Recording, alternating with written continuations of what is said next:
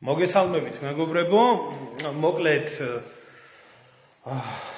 არ მინდა ვრცელი ლაივი ჩავწერო ამ საკითხთან დაკავშირებით, რადგან ასე ზედაპირული სასაუბრო არ არის ნამდვილად. ეს ორი დღე არის სოფლიოში ალბათ ნომერ პირველი სიახლე არის ის, რაც რუსეთში მოხდა და რა თქმა უნდა, სულელი უნდა იყო ადამიანი, რომ არ თქვა და არ აღიარო ის, რომ ეს სპეცოპერაცია, რომელიც იქნა ჩატარებული რუსეთის ტერიტორიაზე, ნამდვილად იყო უმაღლეს დონეზე გაკეთებული, შენიღბული, ძალიან დიდი ზარალი მიადგა რუსეთს და რუსეთის სამხედრო ინფრასტრუქტურას, თუმცა არა მარტო სამხედრო ინფრასტრუქტურას, სამოქალაქო ინფრასტრუქტურასაც, იმიტომ რომ გარდა სამხედრო თვითმფრინავებისა ასევე აფეთქებული არის სამოქალაქო ობიექტები, რკინიგზა, დაღუპულია უბრალო ადამიანები და მოკლედ ერთი საგიჟეთი ტრიალებს რა, მაგრამ ის რომ ეს ყველაფერი იყო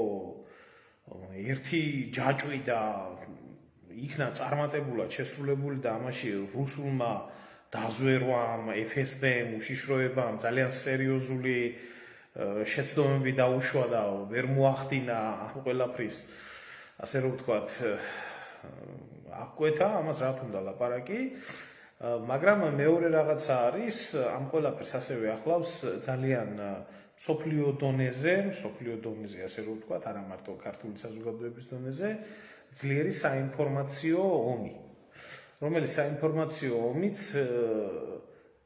თითქმის კავშირში არის ერთი მეორის მიყოლებით მთელი მსოფლიოს მასშტაბით რა განცხადებებიც კეთდება და ეს არის რომ რუსეთში რუსული პერლ ჰარბორი. ახლა პირველივე წუთებიდან გამოჩნდა ეს სიტყვა, რომ რუსული პერლ ჰარბორი მოხდა.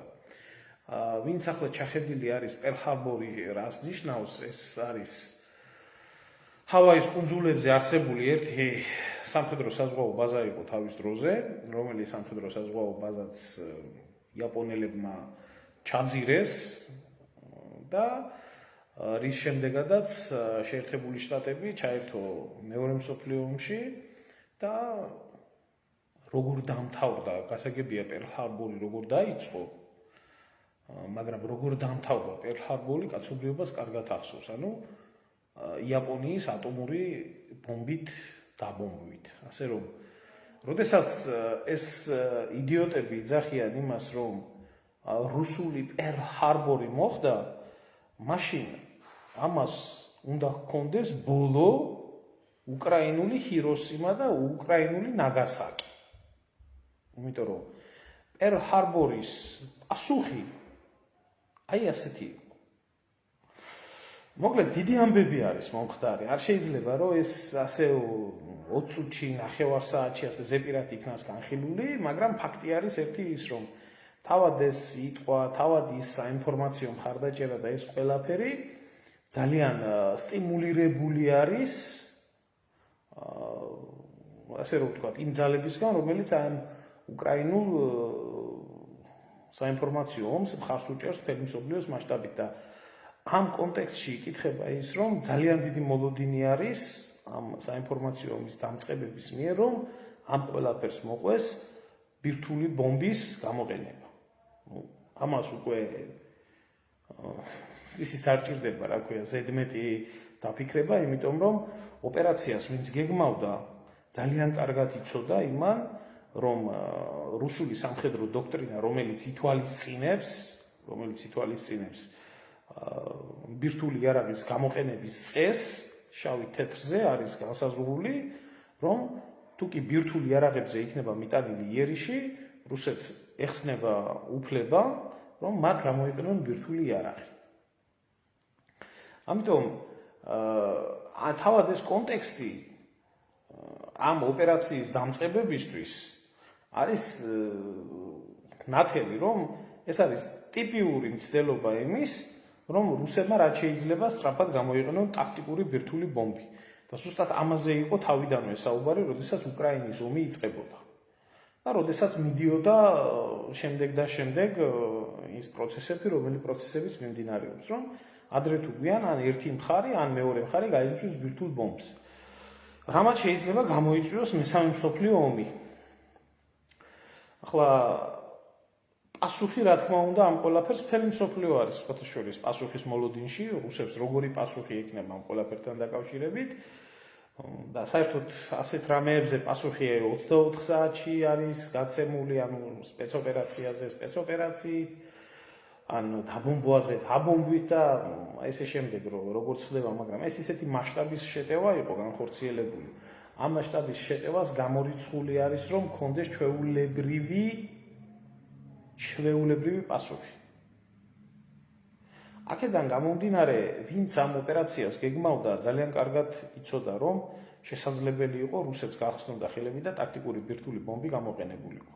რა შეიძლება მოყოს ტაქტიკური ბირთვული ბომბის გამოყენებას? რა შეიძლება ამ ყველაფერს მოყოს ვინმე დაფიქრებულა?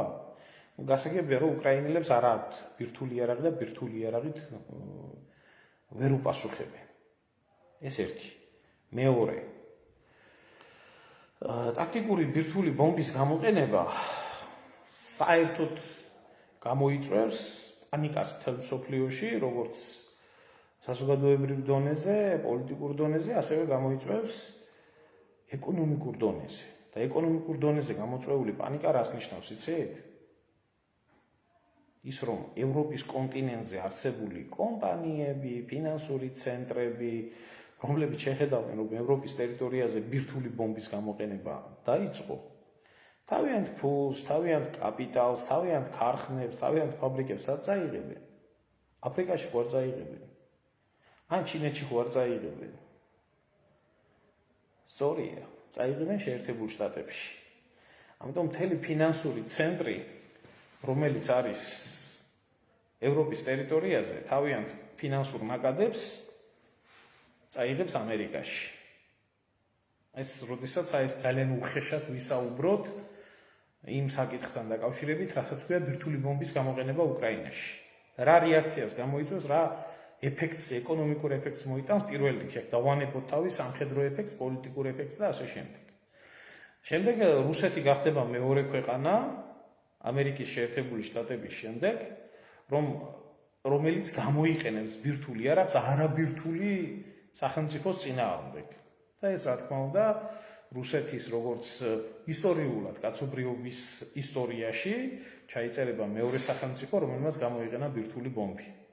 და რა თქმა უნდა ამას მოყვება ყველაფერი, როგორც ახლა უკრაინა და უკრაინელები და მსგავსი რაღაცეები რო არ აინტერესებთ, მე მგონი ნორმალური ადამიანი ამდენი ხანი უნდა ხვდებოდეს ამ ომის დამწყებებს, ვისაც აქვს ეს ყველაფერი ჩანაფიქრი.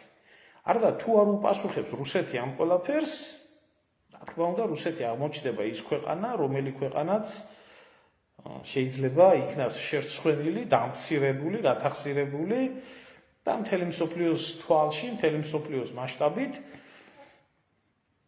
რუსეთი ჩაბანძებული ქვეყნის სტატუსს მიიღებს, რომ არ შეუძლია არათუ უკრაინაში უკრაინელების დამარცხება, საკუთარ ტერიტორიების დაცვაც. ამიტომ ძალიან კარგად დაგეგმილი და ძალიან კარგად შესრულებული იყო ეს ყველაფერი. დღეს სხვათა შორის ეს სერია არის, მთელი სერია არის ამ ყველაფრის, რომელსაც დღეს ასევე მოყვა ყირიმის ხიდი, რომელიც ასოცირდება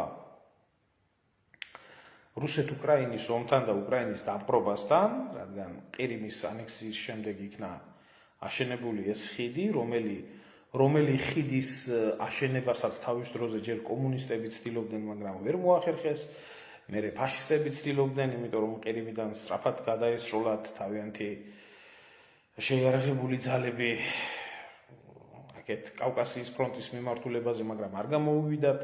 მიზეზი არის მარტივი, იმიტომ რომ ისეთი რეგიონი არის, სადაც ძლიერი ქარი, შტორმები იცის და ამან არ არსებობდა მაშინდელი ტექნოლოგია საიმისო, რომ ეს ხიდი აშენებულიყო.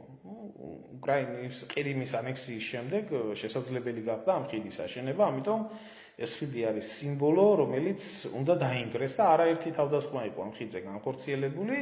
სხვათა შორის დღევანდელი თავდასხმაც ამ ხიდზე დღევანდელი თავდასხმა სამხიდს ესეც ჩვეულებრივი შემადგენელი ნაწილი არის ზუსტად აი ამ რუსეთის საიმიჯო საკითხის.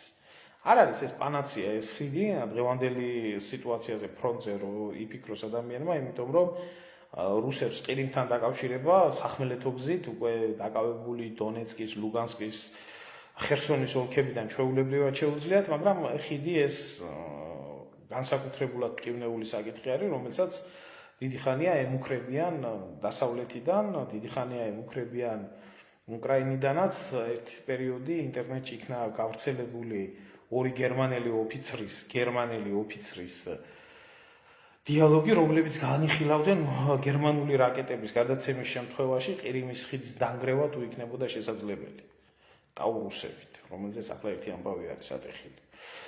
ამიტომ ეს ხიდი დიდი ხანი არის დასავლეთის სამიზნეში და ყველა მხრით ხდება ამ ხიდზე შეტევა. დღეს განხორციელდა სხვათაშორის ზღვიდან უპილოტო სამართავი თვითმფრინავებით ხომალდებით თავდასხმა ხიდზე, რომლისგანაც დაცვაც ასევე ვერ მოახერხა რუსებმა. მოკლედ მიმდინარეობს ეს პერიოდი არის ასე რომ ვთქვათ რუსეთის სუსტი წერტილების გამოვლენა და გამოიკვეთა განსაკუთრებით რუსებს სუსტი წერტილები რაში აქვთ. პირდაპირ შეიძლება ითქვას რომ პირველი რა ქვია თავარი ჩავარდნა რუსეთს რაშიც აქვთ ესა უშიშროების სამსახური, FSB-ს სამსახური, რომელიც ვერ ახერხებს რუსეთის მთელ ტერიტორიაზე ტერაქტების აღკვეთას, ვერ ახერხებს ასე რომ ვთქვათ, ამ ხელა შენიღბული შეიარაღების გადაადგილების აღკვეთას, ვერ ახერხებს რკინიგზის უსაფრთხოებას და ძალიან ბევრ რამეს. ამაში არის რა თქმა უნდა უდიდესი დარტყმა რუსული უშიშროებისთვის და მეორე საკითხი შავ ზღვაში, რომელსაც ასევე გამადიდებელი თვალით აკვირდებიან დასავლეთიდან, შავ ზღვაში ეგრეთ წოდებული შავი ზღვის ფლოტის და შავი ზღვის უსაფრთხოების საკითხიც არის ძალიან დიდი კითხვის ნიშნის ქვეშ, იმიტომ რომ დრონები უკვე აქ საუბარი არის წყალზედა და წყალქვეშა დრონებზე, რომელთაც ხდება უპილოტო, ასე რომ ვთქვათ, უმართა ადამიანის გარეშე მოქმედ, ავტომატურ უკვე წყალზე მოქმედ დრონებზე, რომლებმაც შავ ზღვაში ძალიან სერიოზული შედეგი დადეს, მათ შორის ჩამოაგდეს ერთი რუსული გამანადგურებელი, სულ ცოტა ხნის წინ. რა თქმა უნდა, საზღვაო აკვატორიის დაცვის სერიოზული პრობლემა არის, აი დღესაც მიუხედავად რომ დაცვის ქვეშ იყო ხიდი, გადურა ეს დრონი და ხიდს დაარტყა. ამ ხრივათაც ძალიან დიდი პრობლემა არის და თუ იქნება მიტანილი ამ ხიდზე კომბინირებული შეტევა, ანუ წყალქვეშა და წყალზე და დრონებით, ალბათ ეს ხიდიც დანგრევას ექვემდებარება, ეს ყველაფერი უფრო შემოწმებას გავდა, ვიდრე იმიტომ რომ ასე ერთი იმით ხიდის დანგრევა არ გამოვა. მოკლედ მთელი კასკადი არის ამ ყველაფრის.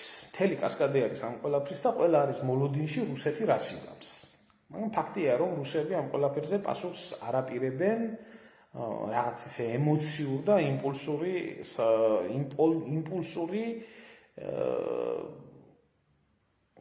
ქმედებით, რომ აი სწრაფად იქნას პასუხი გაცემული.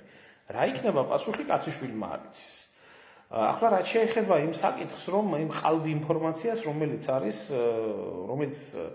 მუსირებს ქართულ საზოგადოებაში ძალიან დიდი ბედნიერი სახით გადმოსცემენ TV პირველზე, რუსთავი 2-ზე, არ ვიცი, საერთოდ დაავიწყდა ეს ნათია ლაზაშვილი არ თუ ლაზიშვილი არის, ეს რა ქვია, კითხვა და ესა სუ 95-ო ააფეთქეს, ანუ ეს თუ 95-ზეც ვერ იმასკეს, სუ 95 ჯერ ასე თვითმფრინავი არ არის გამოშვებული, ეს მართლა გითხრათ.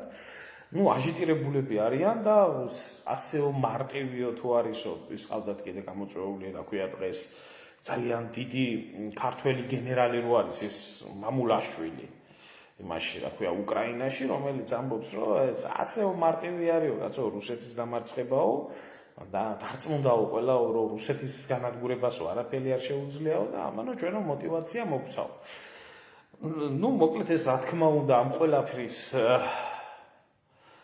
ყველაფრის განგრძობითი ნაწილია და სიმართლე გითხრათ ერთხელ ძალიან სამართლიანი, იმიტომ რომ როდესაც ამხელა ქვეყანა ხარ, ამხელა ბირთვული არსენალი გაგაჩნია და აძლევ შენი ქვეყნის ტერიტორიაზე საშუალებას უცხო ქვეყნის სპეცსამსახურებს ასეთი სპეცოპერაციები ჩაგიტარონ და მე მინდა გითხრათ ერთი რაღაცა, ეს არ არის უკრაინელების ჩატარებული მარტო. ეს არის აი ყველა იმ დასავლური ძალის დაგეგმილი და როდესაც საუბარი არის იმაზე პირველი რა ატყდა, რომ აი ამერიკელები არაფერში ჩააყენეს საქმის კურსში და ამერიკელებს საერთოდ იქ არაფერი არ ქონიათ შეხება და რაც სისულელი შეიძლება ოფიციალურ დონეზე არ ქონდათ შეხება და აი გასაგებია ხო ოფიციალურად შეიძლება არ ჩააყენეს, მაგრამ ამერიკული სპეცსამსახურები, რომლებიც იქ არიან და მუშაობენ და ჩართული არიან, ელემენტარულ კითხვას გისვამთ და აი ამას არ ჭირდება ბევრი ახსნა და ამას არ ჭირდება ბევრი არაფერი, ერთადერთი ელემენტარული აი ამერიკელების მონაწილეობის უმთავრესი ფაქტორი რა არის? დრონები, რომლებიც იყვნენ ჩართული ამ ყველაფერში, როგორ კავშირს იყენებდნენ? იყენებდნენ ინტერნეტ კავშირს. ინტერნეტ კავშირი კიდევ რუსული ოპერატორების, რუსული სატელეფონო ოპერატორების და რუსული ინტერნეტ პროვაიდერების მიერ გამორიცხული იყო ყოფილი. უკრაინელების დახმარებას ამ საქმეში ომის დაწყების დღიდან დღევანდელ დღემდე ვინ ახორციელებს? ილონ მასკის Starlink-ი, რომელსაც შეუძლია მსოფლიოს ნებისმიერ წერტილში ინტერნეტი მიაწოდოს ყოველგვარი ოპერატორის გარეშე. ეს დრონები კიდე 4G თუ რა ვიცი რა ქვია რა ტექნოლოგიას ეძახიან, რომლითაც იყენებენ LTE ტექნოლოგიას ეძახიან, ჩვეულებრივად შესაძლებელი არის და 99.9% გამოყენებული იყო ილონ მასკის ტექნოლოგიით, რომლითაც უზრუნველყოფილი არის უკრაინული არმია და ამ ინტერნეტის საშუალებით ხდება შტორმშედოებზე, ამ ინტერნეტის საშუალებით ხდება ჰაიმარსებზე კოორდინატების მიწოდება, დაზვერვის აღება და ინფორმაციის გაცვლა და უამრავი რაღაცა, ამიტომ ამერიკელების გამორიცხვა ამ ყველაფრიდან ესა სისულელე, ამიტომ ყველაფერს აქ ძალიან როგორ გითხრათ, იცი, შორს მიმავალი და ღრმა ფესვები. ფაქტი არის, რომ რუსულმა უშიშროების სამსახურებმა, რუსულმა სპეცსამსახურებმა ეს ყველაფერი გამოტოვეს და ეს გამორჩათ და არ ვიცი იყო ღალატი, არ ვიცი იყო მოუმზადებლობა, არ ვიცი იყო როგორ გითხრათ,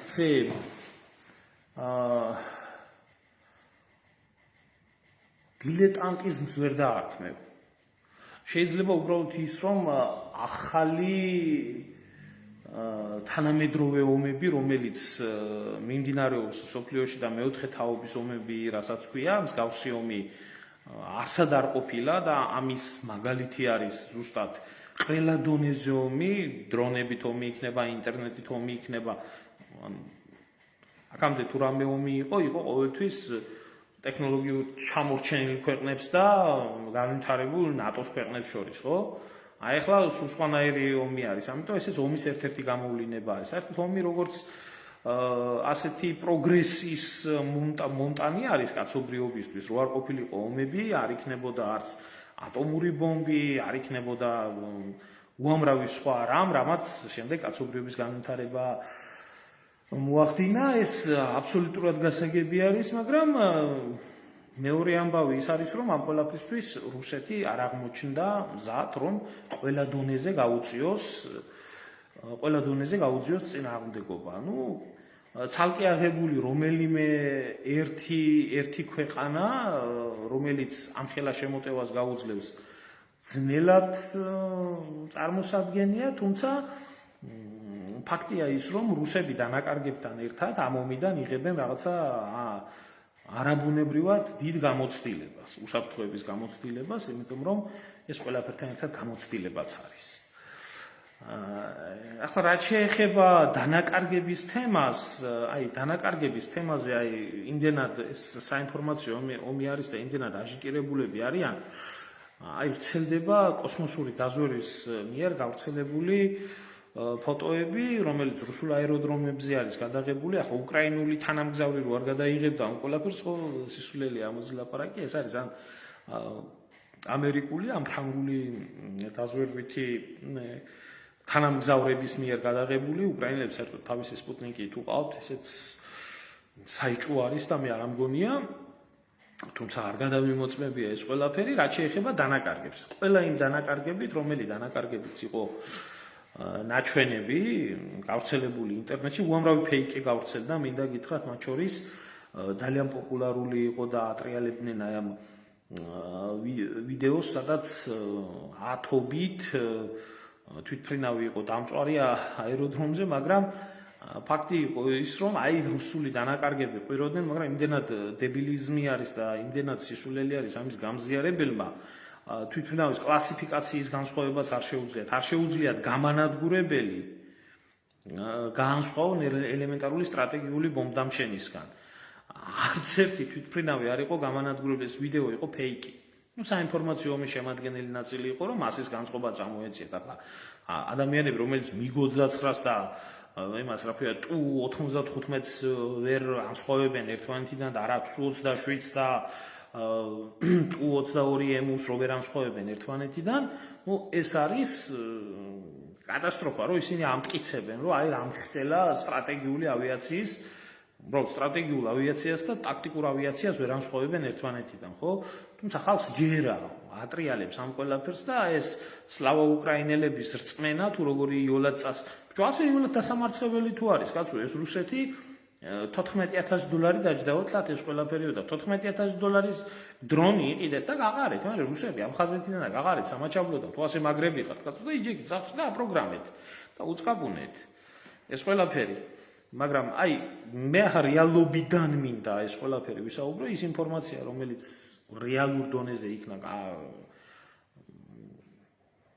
გამჟღავნებული, ფაქტია, რუსები პირიქით მაქსიმალურად ცდილობენ ამ ინფორმაციის ჩაკეტვას და ამ ჩაკეტილ ინფორმაციაში მეორე მხრიდან ხდება მხოლოდ და მხოლოდ თავდაცვის სამინისტროს მიერ დამტკიცებული ინფორმაციის გამჟღავნება და ამბობენ რა სადღაც 3-4 დაზიანებულ თვითმფრინავზე და რაღაცაზე, მაგრამ აი უკრაინელები რასაც ამტკიცებენ, ასეთ შემთხვევაში რომ ვივარაუდოთ, მე გადავხედე ამ ყველაფერს, ასევე მოვიძიე ინფორმაციაც და შეიძლება ადამიანმა ისიც თანამგზავრული იმითი რა ქვია სურათებით იმსჯელო, რომ თუ კი ეს რეალურად თვითმფრინავები იყო და არავინ არ გამორიცხოს, რომ ომის დროს არსებობს უამრავი სატყუ არა, რომ ვითომ თვითმფრინავს გავს, არის დახატული აეროდრომზე, რომელიც ჩანს ზემოდან, რომ თვითმფრინავი არის, არსებობს უამრავი გასადერი თვითმფრინავები, ეს ჯერ კიდევ რამდენი ხნის წინ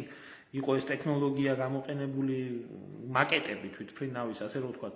დღეს მით უმეტეს შეიძლება ეს ფეიკი ჩვეულებრივი ფოტოშოპის მიერ და GPT ჩატის მიერ იყოს აწყებული, მაგრამ კარგი ვთქვათ და დაუშვათ ის, რომ იმ თვითმფრინავების რაოდენობა, რომელსაც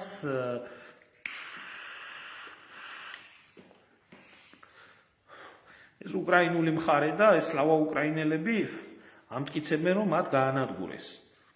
გამოდის სულ 12 თვითმფრინავი. 12 თვითმფრინავი, აი რო თქვა, რომ კი ბატონო, რა ინფორმაციასაც თქვენ ავრცელებთ, რომ ასეა. რუსეთის სტრატეგიული თვითმფრინავების რაოდენობა იცის ამ ყველაფრის გამრჩელებელმა?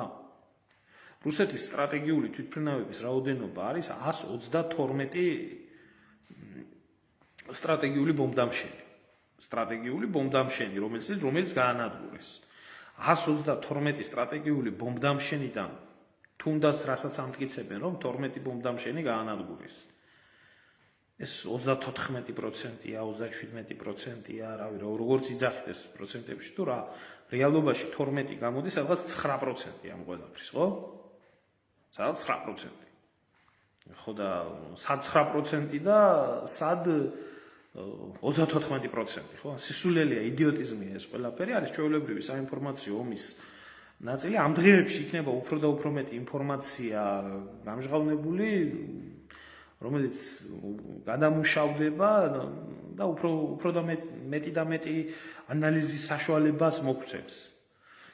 მაგრამ რაც შეეხება იმ საკითხს, რომ აი რუსეთი როგორ იმოქმედებს, ეს არავინ არ იცის. ფაქტია, რომ ისინი იმპულსურად არ მოქმედებენ და ისინი აუცილებლად იმოქმედებენ და წითელი ხაზები არ არსებობს, რომ იძახიან, წითელი ხაზები დიდი ხანია არ არსებობს რუსულ და უკრაინულ ომში, იმიტომ რომ ახლა სტრატეგიული ბომბდამშენების დაბომბვა კი არა, უკრაინულმა დრონებმა კრემლზე მიიტანეს იერიში და ეს არ ახალია და მოსკოვში ცენტრში გენერლები ააფეთქეს და ასე შემდეგ. რუსეთი რატო ახდენს ასე რომ ვთქვათ, შესაბამისი პასუხის შეჩერებას და რატო სხვანაირად მოქმედებს, არც მოლაპარაკებებს შლის, არც მოლაპარაკებებზე ერთი სიტყვა არ ითქმება, ღიად რო ვითომ იქ არც არაფერი მომხდარა და ასე შემდეგ. ეს დუმილი უფრო საშიშად მეჩვენება მე პირადად, ვიდრე უკვე გაეცათ პასუხი. ამიტომ, დაიჯერეთ ამ იდიოტიზმს, იმიტომ რომ ასე მარტივი რო ყოფილიყო და ასე იოლი რო ყოფილიყო რუსეთის დამარცხება, დიდი ხნის წინ დაამარცხებდნენ დასავლეთი და ამერიკელები და გაანადგურებდნენ ამ ყველაფერს. ხალხმა ჯერ თვლა ისწავლეთ, ელემენტარული არითმეტიკა ისწავლეთ, მიმატება, გამოკლება, გაყოფა, გამრავლება, პროცენტის ამოღება რამდენია და დათვლა. მაგრამ ახლა ამაზე ცოტა ძნელი არის ახლა საუბარი, ელაპარაკო საზოგადოების იმ ნაწილს, რომელსაც წაკითხulis გააზრება არ შეუძლიათ. იყოს და დაუჯერეთ, რაც მთავარია, ყველაზე მეტად რაზე ვგიჟდები, იცით? აი ქართველ ექსპერტებზე, რომლებიც ჯერ კიდე 2 წლის წინ ამტკიცებდნენ, რომ რუსეთს ტანკი არ აყავს. საწყალი რუსეთი. აქამდე ტანკი არ აყავდა. ახლა კიდე ავიაციაც აღარ აყავს. ჯარისკაცები 1.5 მილიონი თუ 2 მილიონი ყავს დაღუპულიო და წოუგია, ომი და ვერ გოუგია საწოდავს ამას. ასე რომ ახლა არის ძალიან ბლანკი ეს ინფორმაციები ყველაფერი, როგორც ერთი მხრიდან, როგორც მეორე მხრიდან მიმდინარეობს საინფორმაციო ომი. ერთადერთი რასაც შეიძლება ნამდვილად როგორც შესრულების დონით პატივისცემა, დაფასება ჩაუთვალო, ვინც ამ ყველაფერში იშრომა, ნამდვილად კარგ დონეზე იქნა შესრულებული ეს ყველაფერი, ვინც შეასრულა და დაგეგმა. თავის დროზე აუქნა რუსი იყო და სუოროვი ამბობდა ესეთ რაღაცას. ომის მოგების, ძირითადად ეს კომპონენტები არსებობს. ეს არის სწორი დაგეგმარება, ეს არის კარგი შემსრულებლები, ეს არის ლოჯისტიკა და ამ ყველაფრის ერთად სინქრონში მოყვანა. ვინც ეს ყველაფერი გააკეთა, 100%-ით არა, იმიტომ რომ იქ 2 აეროდრომზე კიდე იერიში უნდა მიეტანეთ და არ გამოვიდა ის ამბავი, მაგრამ აი 90% ნამდვილად წარმატებულად დასრულდა, რამაც აი თანამედროვე ომებში კიდევ ერთი რაღაც ახალი დეტალი ჩაწერა. ხომ, აი აქ იყო ყველანაირი ეშმაკობა იყო გამოყენებული და მე ვამბობდი იმისი არ იყოს ეს ყველაფერი გავს რაღაც აი ისრაელის სპეცსამსახურებმა რომ იციან ესეთი ეშმაკობების ჩატარება, პეიჯერები რომ დაურიგეს და გაყიდეს და მე პეიჯერებში რომ ბომბი იყო ჩადებული და ერთ იმაზე აფეთქდა. აი ამას გავს. თუმცა საინტერესო არის, ახლა მავიწყდებოდა ეს ამბავიც მინდა გითხრათ. ეს თვითონ მსგავსი სპეც ოპერაცია ძალიან საინტერესო არის. გოგავა არის ახალაია დაგეგმავდა და ახალაიავო დაგეგმავდა რუსეთიდან იარაღების გამოტანა კამაზებით გოგავა დაგეგმავდა და კიდე ეს ჩვენი გენშტაბის გენეროზია და ეს ვანო ბახმუტელი დაგეგმავდა კიდე და აი ესე დაგეგმავდნენ რა მაგრები არის. არა მე რატო გეუბნებით, იცით? მსგავსი სპეცოპერაცია იქნა თავის დროზე ვირტუალურ დონეზე, აქ ვისაც თამაშებია კომპიუტერი და არის თამაშებთან ახლოს, არის ასეთი თამაში Call of Duty, რომელიც ბრძოლებს და ომის ამბებს ეხება, ექშენი როგორც ეძახიან გეიმერების ენაზე. ზუსტად 2014 წლის Call of Duty-ს ვერსიაში არის იდენტური ოპერაცია, მისია, როდესაც მანქანები, ანუ მოთამაშემ მისია უნდა შეასრულოს, ასე დრონებით დატვირთული მანქანები უნდა მიიყვანოს საჭირო ადგილას და საჭირო ადგილიდან უნდა განხორციელდეს ეს ყველაფერი იერიში უნდა იქნას მიტანული. ანუ სადღაც ეს სცენარი არსებობდა. 2014 წლის Call of Duty-ის ვერსიაში არის ეს მისია. იქნა ამოვებული, არ მახსოვს ზუსტად, მაგრამ გადამაწყდა ეს ყველაფერი.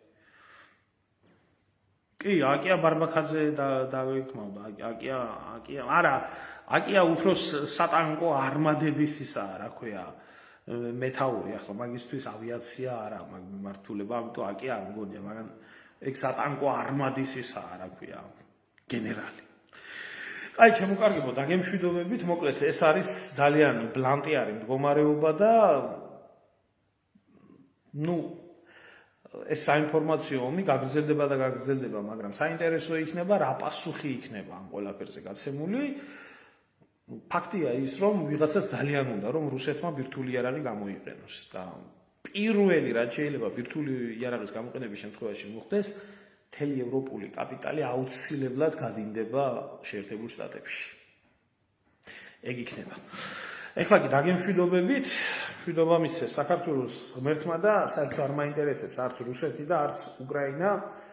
ისეთი უტეხიათ ერთსაც და მეორესაც ძალიან ბევრი აქვს უახლოეს ისტორიაში ჩემი ქვეყნის მიმართ დაშავებული და ნაჭამი, ამიტომ ის რაც ისე საქართველოში დღეს იმკიან თვითონ, როგორც ერთი მხარე, ისე მეორე მხარე. კარგად ბრძანდებოდეთ.